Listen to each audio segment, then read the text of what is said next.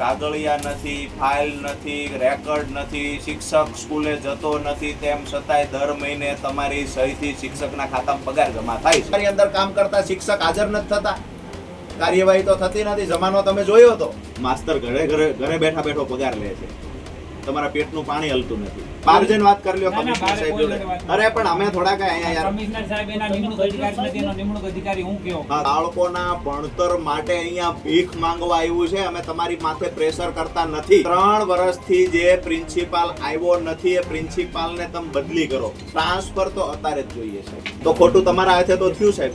થયું છે એ તો હવે અમારી પાસે મોનિટરિંગ સ્ટાફની પણ થોડી કમી રહી છે. મારા ઉપર દબાણ કરે રાજભાઈ, એવો તો આ ગુજરાતમાં કોઈ નથી. આપણે ત્યાં સરકાર એ શિક્ષણનું સ્તર ઊંચું લાવવા માટે કરોડો રૂપિયાની એ ગ્રાન્ટ આપતું હોય છે, કરોડો રૂપિયા એ સરકાર ફાળવતું હોય છે. અને સરકારની આ બે નીતિ આજે મારે તમને વાસ્તવિકતા બતાવી છે કે સરકાર એક બાજુ એ ખાલી પડેલી જગ્યાઓ ભરવા માટે શિક્ષકો ગાંધીનગરમાં આંદોલન કરી રહ્યા છે, તો ત્યારે સરકાર ભરતી નથી કરતી. અને બીજી બાજુ જે સરકારી શિક્ષક તરીકે નોકરી કરે છે શિક્ષક, એ ક્યાંક ને ક્યાંક ગામડા વિસ્તારની અંદર એ વિદ્યાર્થીઓને શિક્ષણ પૂરું પાડવા માટે જવાની તસ્તી પણ નથી લેતા અને બેઠા બેઠા પગાર ખાઈ રહ્યા છે. આવી જ ઘટના આજે એક સામે આવી છે એ મૂળી તાલુકાના ભવાનીગઢ ગામની, કે જ્યાં 3 વર્ષ થયા એ સ્કૂલના આચાર્ય એ સ્કૂલે નથી ગયા, તેમ છતાંય તેના ખાતામાં રેગ્યુલર પગાર પડતો રહે છે.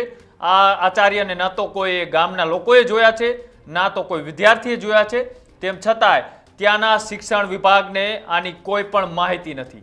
તેની આજે કરવી છે ચર્ચા. તો નમસ્કાર, આપ જોઈ રહ્યા છો ન્યૂઝ રૂમ. આપની સાથે છું કૃણાલ આહિર.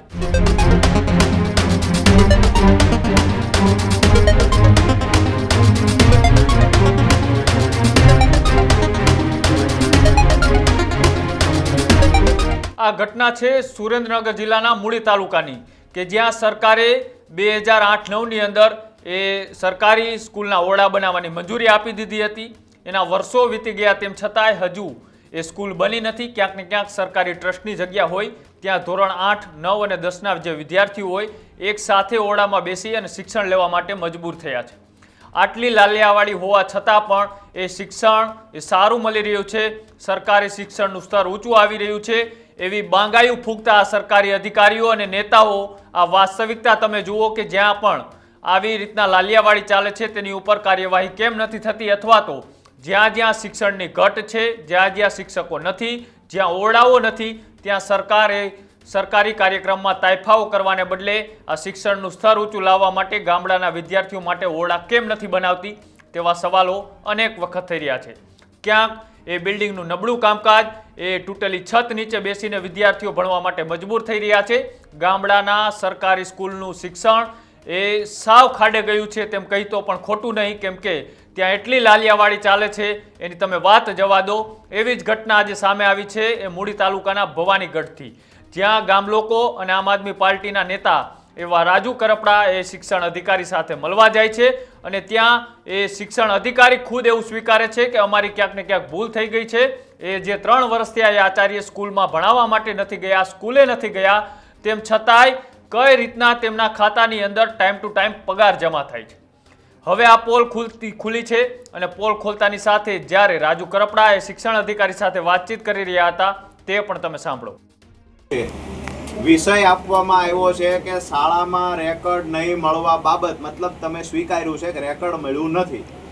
એમાં બતાવવામાં આવ્યું કે ઉક્ત સંદર્ભ અન્વયે સરકારી માધ્યમિક શાળા ભવાનીગઢ માં શિક્ષક તરીકે ફરજ બજાવતા શ્રી કુરેશી સિકંદર ખાનની નિમણૂક અત્રેની કચેરીમાં થતા હાલ અન્ય કોઈ કાયમી શિક્ષક ન હોય, જાહેરીત અને વહીવટ સરળતા ખાતર સરકારી માધ્યમિક શાળા દાદોળિયામાં ગણિત વિજ્ઞાન વિષયની શિક્ષક તરીકે ફરજ બજાવતા મનીષ કુમાર જયંતિલાલ પટેલને ભવાનીગઢ ખાતે આદેશ કર્યો હતો.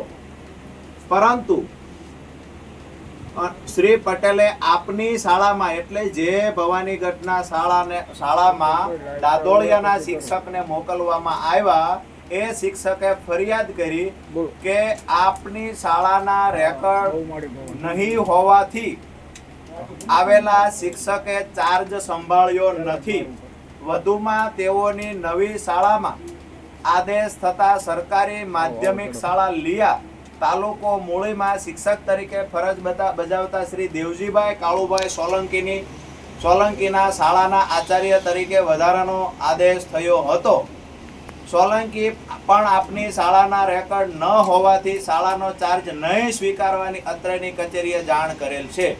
મતલબ પેલા દાદોળિયાના શિક્ષક જે આવ્યા ભવાનીગઢ એને એવું કહ્યું કે અહીંયા રેકોર્ડ નથી એટલે હું ચાર્જ નહીં સંભાળું.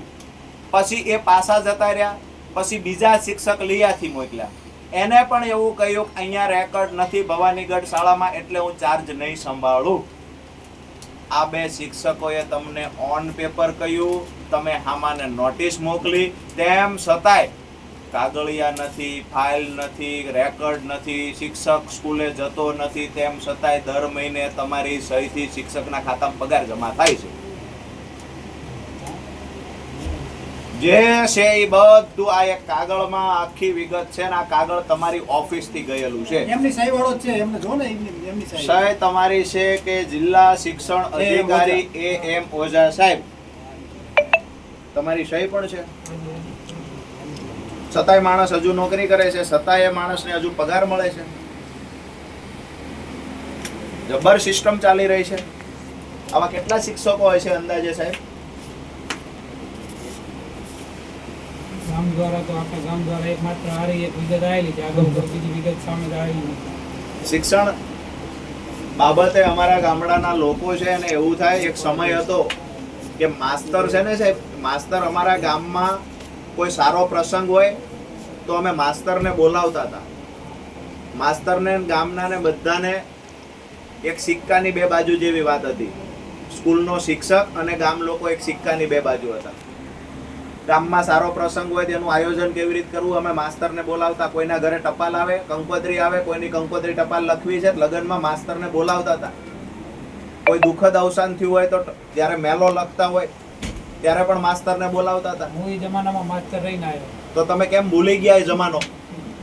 આજે તમારી અંડરમાં કામ કરતો શિક્ષક એની શાળામાં શેડતીઓ થાય, તમારી અંદર કામ કરતા શિક્ષક હાજર નથી થતા, કાર્યવાહી તો થતી નથી. જમાનો તમે જોયો હતો. આજે તમને મૂર્ખ બનાવીને ઓલો પગાર લીધે જાય છે. જે અંદરથી આમ જનૂન આવવું જોઈએ ને, જે લોહી ઉકળવું જોઈએ, આ લોહી તમારું ઉકળતું નથી. કારણ કોઈ બી હશે, દબાણ હોય ને. લોહી નથી ઉકળતું સાહેબ. આવડી મોટી ઘટના પછી લોહી ન ઉકળે છે. તો પગાર સાહેબને આપતા. ક્યાં ભણે છે? એક ભણે છે એસએનમાં ને એક ભણે છે દર્શનમાં. મતલબ બે ખાનગી શાળાઓમાં ભણે છે. અમારી દર્શન અને સરકારી શાળાનું SM માં. બરાબર છે. જિલ્લા શિક્ષણ અધિકારીના બાળકો ખાનગી શાળામાં ભણે છે. અહીંયા રહેલા માલધારી કોળી ઠાકોર સમાજના બાળકોને ભણવા જવું છે, ત્યાં માસ્તર નથી, નિશાળ નથી. છતાંય અહીંયા જ્યારે રજૂઆત કરવા આવે છે, માસ્તર ઘરે બેઠા બેઠો પગાર લે છે. તમારા પેટનું પાણી હલતું નથી.